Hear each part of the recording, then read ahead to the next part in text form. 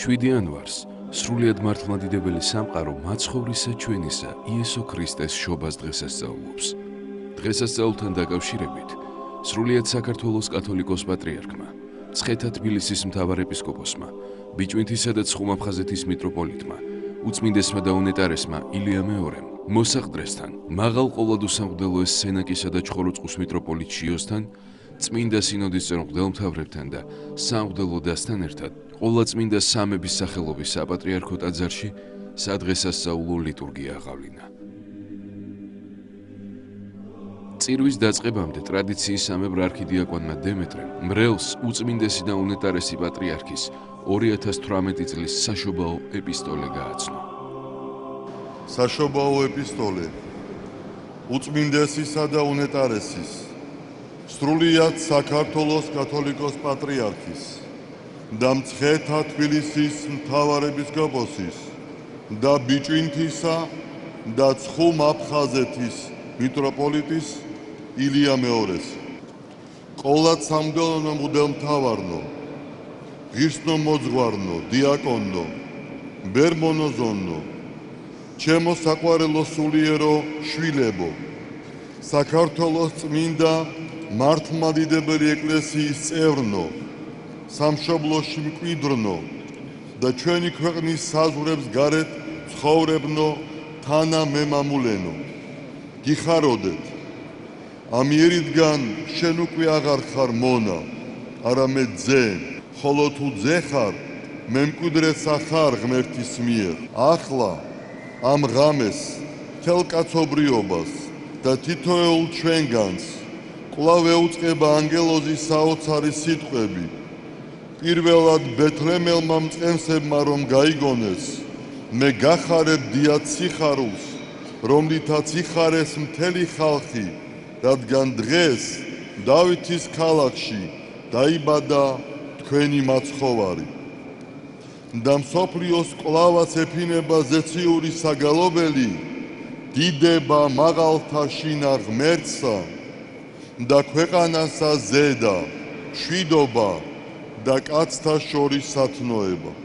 ანთებული სანთლებით წყებსემთან და მოგვებთან ერთად სულიერად ჩვენც გავეშურებით ბეთლემისკენ და მივიახლოთ ღრმა იესოს წინასწარმეტყველთა და მოციქულთა მიერ დავითის ძედ წოდებულს. რატომ შეიყვარა ღმერთმა ასე დავითი? რატომ მიაგო გამორჩეული პატივი? შობის ადგილად მისი ქალაქი რატომ აირჩია და თავისი ხორციელი წარმომავლობა მას რატომ დაუკავშირა? პირველ რიგში იმიტომ, რომ იგი გახდა მეფერჩეული. დავით ძლევამოსილობის მწვერვალზეც და უდიდესი შეჭირვების ჟამსაც სულით ხორცამდე ჰქონდა განცდა იმისა, რომ ქვეყანაში თვითონ კი არ მეფობდა, არამედ ყოვლად სახიერი უფალი, თავად კი იყოდენ მსახური და მისი ნების აღმსრულებელი. ამიტომაც თამდაბლად სრულად იყო მასზე მინდობილი და უდრტვინველად ემორჩილებოდა.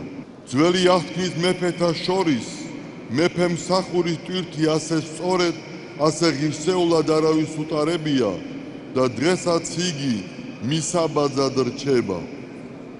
დავითს ჰქონდა დიდი შეცდომებიც, მაგრამ ჰქონდა გულმხურვალე გულწრფელი, სული შემძვრელი სინანული და ეს განცდა იმდენად ძლიერი იყო მასში, რომ სჭარბობდა ცოდვათა სიმძიმეს და მაგალითად გახდა დაცემულთა წამოდგომისა. თამდაბლობისა და გულშემოსრულობის გამო მიეცა მას წინასწარმეტყველის მადლი და უფალთან პირდაპირი საუბრის ძალმოსილება, რითაც იქცა მეფობის, ღვთისმსახურებისა და წინასწარმეტყველების ნიჭთა შემომკრებად. ამ თვისებათა გამო დაფასდა დავითი ღვთის თვალში. დღეს ყველამ მშობლებისა და წინაპართაგან მივიღეთ გენეტიკური მემკვიდრეობა. ამ მემკვიდრეობის გარემოებათა და პიროვნული არჩევანის მიხედვით კი ვყალიბდებით ინდივიდებად. ეს შემოქმედებითი პროცესია, რადგან გვაქვს შესაძლებლობა ჩვენი ქმედების ნაწილი მოვიწონოთ ნაწილი დავიწუნოთ, ზოგს განვერიდოთ, ზოგს მუდმივად ვებრძოლოთ და ასე გავხდეთ თანამონაწილე ჩვენი მეს გამოძერწვისა. ავს ვაკეთებ თუ კარგს, ეს ყველაფერი შემდეგ იმ ქვეყნად აისახება და მთელი სავსებით გამოვლინდება. ამიტომაც ჩვენს ყველა ნაბიჯს და არსებობის ყოველ წუთს დიდი მნიშვნელობა აქვს. ჩვენ მოქმედებთ გონებით, სიტყვით, საქმით, გრძნობით და პასუხს ვაგებთ ფიქრზე, რომელიც გონებაში გვაქვს, საქმეზე, რომელსაც ვაკეთებთ, ტკივილზე თუ სიხარულზე, რომელსაც განვიცდით, სიტყვაზე, რომელსაც ვამბობთ, მზერაზეც კი, რადგან ეს ჩემი აზრია, ჩემი გრძნობაა, ჩემი მოქმედებაა, ჩემი სიტყვა, ჩემი განწყობაა. მე ვქმნი ამ ყოველივეს და ჩემს მედ, ჩემს ინდივიდუალურ ყოფად ვაქცევ. წარმოიდგინეთ, მუდმივად რამდენი მიმართულებით ვავლენთ თავს. ამასთან უმეტეს შემთხვევაში არც ვუკვირდებით და ვერც ვაცნობიერებთ, რას ვაკეთებთ, რატომ და როგორ მოქმედებთ. რა არის ჩვენთვის სასარგებლო ან უარსაყოფი? რა ითვლება სიმართლეთ ან სიკეთეთ? როგორ ვიცხოვროთ, როგორ მოვიპოვოთ ბედნიერება?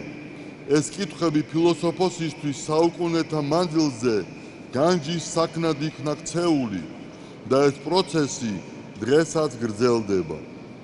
ქრისტიანობამ კი ყოველთვის გასაგებად მარტივად გასცა მას პასუხი: შეიყვარე უფალი ღმერთი შენი, მთელი შენი გულით, მთელი სულით და მთელი შენი გონებით.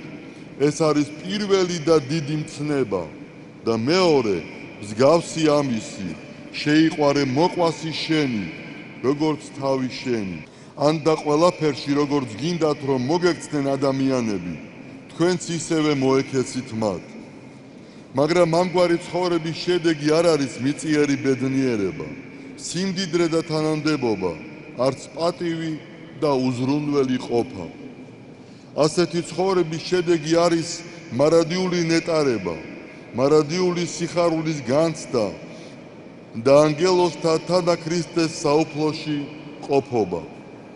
წუთის სოფელში ყოველთვის იყვნენ და არიან ადამიანები, რომელნიც ამ ქვეყნიურ წარმავალ კეთილდღეობას ირჩევენ ცხოვრების მიზნად და სხვა არც არაფერი სურთ.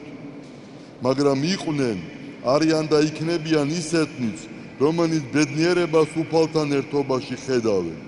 ასეთი აზროვნება ზოგიერთ ადრეულ ასაკიდან უყალიბდება, ზოგი განსაცდელის შემდეგ ხდება მორწმუნე, ნაწილით განჯით ეძიებს და იმეცნებს ღმერთს, რომელთანაც სიახლოვეს მთელი ძალით ეკლესია შეგვაგრძნობინებს. რა არის და რას ნიშნავს ეკლესია? ეკლესია ღვთის მიერ მოწოდებულია და მისი სიწმინდის გარშემო გაერთიანებულთა კრებულია. პირველი ეკლესია ჩვენთვის უხილავია და იგი შემოქმედთან ანგელოზთა დასის ურთიერთობას გულისხმობს. ადამს, ევას და ღმერთს შორის დაცემულობამდე კავშირი იყო ედემში არსებული ეკლესია, ანუ ის სივრცე, რომელშიც შემოქმედთან ჩვენი პირველმშობლების ერთობით ხდებოდა მათი ნეტარების ცხოვრება. ცოდვით დაცემის შემდეგ ხილული ეკლესია კვლავ შენარჩუნდა აბრაამის და სხვა მამამთავართა კრებულში. ჯულდებითი სახე კი მას სინას მთის გამოცხადების შემდეგ მიეცა. პირველ საუკუნემდე მთელ მსოფლიოში მხოლოდ ისრაელში არსებობდა ეკლესია, სადაც იდიდებოდა ჭეშმარიტი ღმერთი. პირველი საუკუნის დასაწყისში, სულიწმინდის მოფენის დღეს დაარსდა ახალი აღთქმის ეკლესია, რომელმაც მაცხოვნებლობითი მადლმოსილება შესძინა იმ მსახურებას ძველი აღთქმის ეკლესიაში, რომ აღესრულებოდა. მისი მოწყობის წესი, იერარქია და საიდუმლოებები მაცხოვარმა თვითონ დაადგინა. ყველაზე მთავარი კი არის ის, რომ მხოლოდ ეს ეკლესია არის მაცხოვნებელი, მარადიული სიცოცხლის წყარო და ემბაზი, რადგან იგი უშუალოდ იესო ქრისტეს მიერაა დაარსებული და მისი სისხლითაა გამოსყიდული. კლდესა ზედა აღვაშენო ეკლესიაი ჩემი და ბჭენი ჯოჯოხეთისანი ვერ ერეოდიან მას, ბრძანებს უფალი. ხაზგასმით უნდა აღვნიშნოთ, რომ მართლმადიდებელი ეკლესია არასდროს მძლავრობ პიროვნებაზე. მიუხედავად იმისა, რომ ღმერთი ყოვლის შემძლია, იგი კაცობრიობას და თითოეულ ჩვენგანს უჩვენებს გადარჩენის გზას. მისთვის უცხოა ჩვენი ნების რაიმე სახით შეზღუდვა. ცოდვა კი იმონებს კაცს და თავის მორჩილად ხსის და გთავაზობს თანამოღვაწეობას ჩვენს სულში და ჩვენს გარემოში გაბატონებული ბოროტი ძალით დასამარცხებლად. ამისთვის კი არ არის საკმარისი მხოლოდ ჩვენი სიტყვიერი აღწარებლობა, არც ღრმა თეოლოგიური ცოდნა, არც წესების შესრულება. აუცილებელია ყოველი ჩვენგანის პირადი მოღვაწეობა. ქმედებებში გამოვლენილი ჩვენი ბრძოლა გამარჯვებისათვის. ამიტომაც ეწოდება ქრისტეს ეკლესიას მებრძოლი ეკლესია. ხოლო ვინც ამ ქვეყნად, ამ სულიერ ბრძოლაში არ მონაწილეობს და ცხონების გზას არ ადგება, თუნდაც ეკლესიაში გარეგნულად დადიოდეს და სასულიერო პირის რომ იყოს, ქრისტეს ცოცხალი და ცხოველსყოფელი ეკლესიის გარეთ დარჩება. ვიტყვით იმასაც, რომ მებრძოლი ეკლესია იარსებებს მეორედ მოსვლის შემდეგაც, ოღონდ ახალი ფორმით, მოზეიმე ეკლესიის სახით, ცოდვებზე გამარჯვებული ნათლის შვილთა და ღვთის ძეთა კრებულის სახით. ასე რომ ეკლესია ყოვლადწმინდა სამების მადლთან, ანგელოზთა და კაცთა თანაზიარობის ადგილია. იგი შესაქმის თანადროულია და სამყაროს ეკლესიის გარეშე არ არსებობს. ბედნიერნი ვართ, რომ ჩვენ მებრძოლი, გადამრჩენელი, მართლმადიდებელი ეკლესიის წევრნი ვართ და ძალგვიც მოზეიმე ეკლესიის თანაზიარნიც გავხდეთ. ქრისტეს ეკლესიის წევრობა ცოდვის მონობისაგან ჩვენს განთავისუფლებას, საკუთარი თავის ფლობას, სხეულზე სულის წარმმართველობას გულისხმობს. წარმომავლობის, ეთნოსის, წარსული ცოდვილი ცხოვრების მიუხედავად, ქრისტე არ ერიდება უდიდეს სიწმინდეში ჩვენს შეყვანას. ზიარების მადლით კი მისი სისხლი სისხლთაგანი და ხორცი ხორცთაგანი ვხდები. მაგრამ ამ უდიდეს სიწმინდეს გვთავაზობს არა პატივისათვის, არამედ პასუხისმგებლობისათვის, არა ბატონობისთვის, არამედ მოყვასე ზრუნვისათვის. დავით წინასწარმეტყველის მსგავსად მეფე მსახურად ჩვენი წარმოჩენისათვის. მადლისა და სიმართლის უხვად მომღებნი იმეფებენ სიცოცხლეში იესო ქრისტეს მიერ. ბრძანებს წმინდა წერილი, რადგან უკეთვა დავითმენთ, მასთან იესოსთან ვიმეფებთ. ქრისტიანად ყოფნა ნიშნავს ისეთი თვისებების ქონასაც, როგორიცაა ერთის მხრივ თამდაბლობა, მეორის მხრივ უშიშრობა და სხვისთვის თავგანწირვა, ერთის მხრივ გულწრფელობა და უბოროტობა, მეორის მხრივ სიბრძნე და გონიერება, სხვისი აზრის მოსმენისა და უმჯობესის გამორჩევის უნარი. როდესაც ვუყურებთ ჩვენი თანამედროვე მდგომარეობას, ერთგვარი შიში და უკმაყოფილობა გვიპყრობს, რადგან ქრისტიანული წესით ცოტა ცხოვრობს და ეკლესიის მაცხონებელ საოცარ წიაღს მოწყვეტილია, ვითარცა ხის ნაფოტნი და ვასის ნასხლევნი სიცოცხლეს კარგავენ. ახალს არაფერს ვიტყვით თუ აღვნიშნავთ, რომ მსოფლიოში მიმდინარე პროცესები და კაცობრიობის დღევანდელი მდგომარეობა მეტად მძიმეა. პიროვნება უსწრული წინაშე აღმოჩნდა და ღვთის მადლის გარეშე დარჩენილს აღარ ძალუց თავი დააღწიოს შექმნილ მდგომარეობას. ინგრევა ოჯახები, უმოთალყურეოდ რჩებიან ბავშვები, გამეფდა სისრუე, ამპარტავნება, გაუტანლობა, ეგოიზმი, შური და ღვარძლი. ადამიანი ცდილობს გაექცეს ამ რეალობას, მაგრამ გზაბნეული ხსნას ძირითადად ნარკოტიკის მოხმარებაში ხედავს, ითაც მდგომარეობას კიდევ უფრო ირთულებს.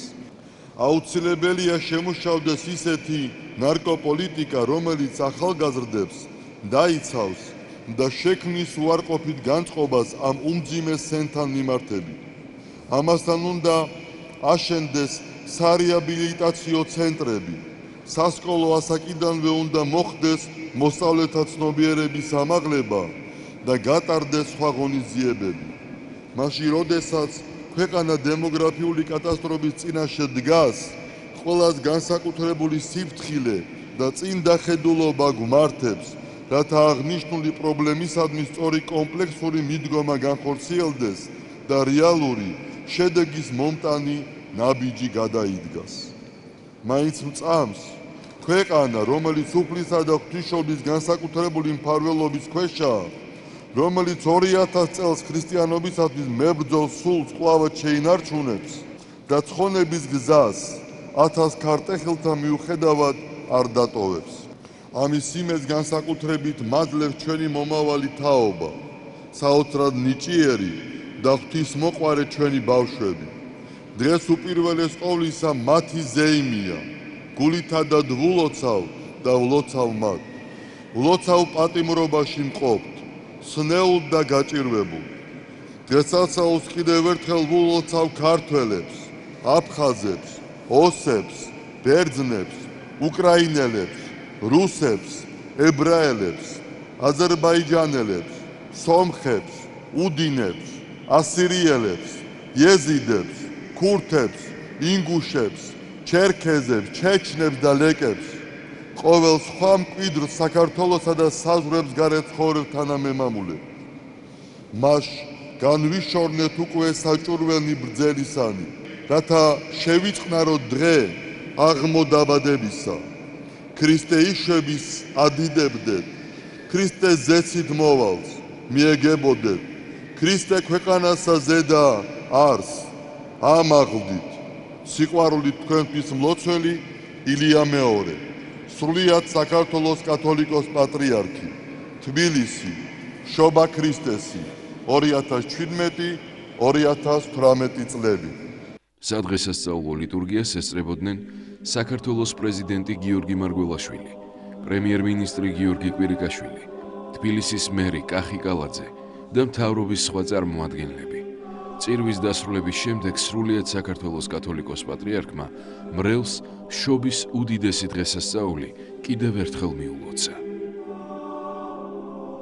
ინებოს უფალმა, რომ ყოველი ადამიანის გულში იშვას ქრისტე.